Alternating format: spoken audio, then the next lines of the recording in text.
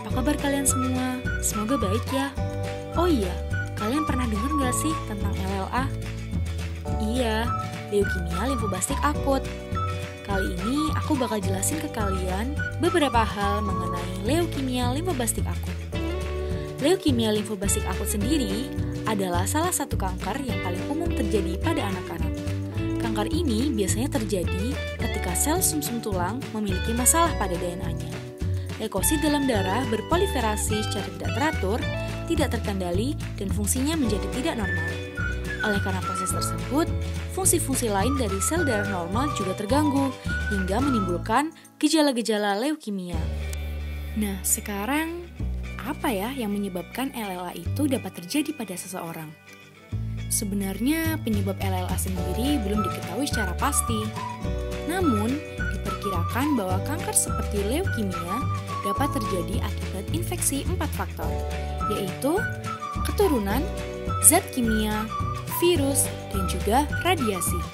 Selain itu, paparan insektisida dan pestisida selama periode kehamilan dan pada masa kanak-kanak dapat juga menjadi faktor resiko terjadinya LLA pada seseorang.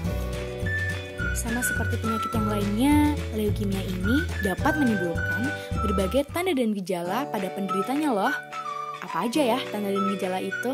Yang pertama, pada sel darah putih akan menyebabkan neutropenia yang mengakibatkan penderita mengalami infeksi dan juga demam. Yang kedua, pada trombosit akan terjadi trombositopenia yang menyebabkan perdarahan seperti peteki, ekimosis, dan juga manifestasi perdarahan yang lainnya. Serta pada sel darah merah akan terjadi anemia yang menyebabkan penderita merasa lemah, pucat, sesak, dan juga mengalami gagal jantung. Setelah itu, apa ya yang terjadi pada sistem saraf pusat?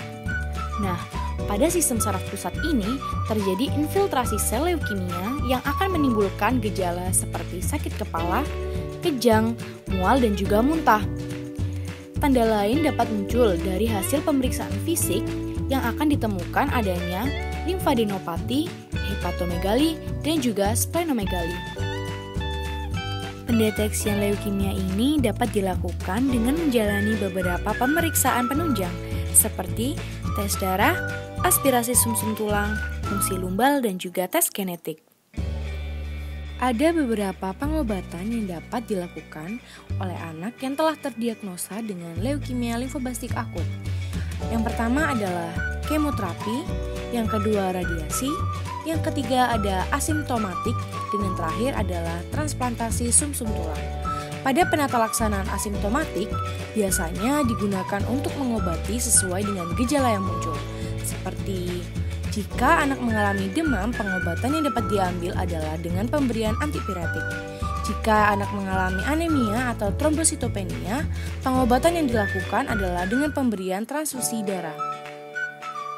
Komplikasi penyakit lain juga dapat dialami oleh penderita leukemia limfoblastik akut yang terdiri dari hiperleukositosis, hepatosplenomegali, dan keterlibatan sistem saraf pusat. Setelah memahami beberapa hal mengenai leukemia limfoblastik akut, sebenarnya ada beberapa aspek lain yang harus kita perhatikan dalam konsep keperawatan anak penderita kanker. Aspek yang pertama adalah aspek kesehatan fisik dan juga manifestasi klinis. Biasanya kita harus memantau respon anak terhadap efek samping kemoterapi seperti diare, anoreksia, mulut kering, mual muntah, demam, dan juga retensi cairan. Setelah itu, memantau infeksi sekunder dan adanya tanda-tanda infeksi seperti pucat, lemas, sesak nafas yang biasanya diakibatkan oleh anemia. Kemudian, kita juga harus memantau tanda dan gejala komplikasi yang mungkin muncul pada anak.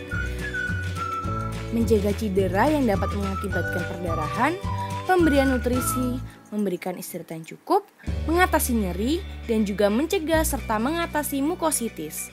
Aspek yang kedua adalah aspek kesehatan psikologis, seperti mengatasi stres yang mungkin ada pada anak akibat hospitalisasi panjang. Yang ketiga adalah aspek kesehatan sosial dan juga spiritual. Saran dari video ini, semoga kalian mendapat gambaran lebih dan pengetahuan baru tentang sebuah penyakit. Terima kasih telah mendengarkan. Sampai jumpa.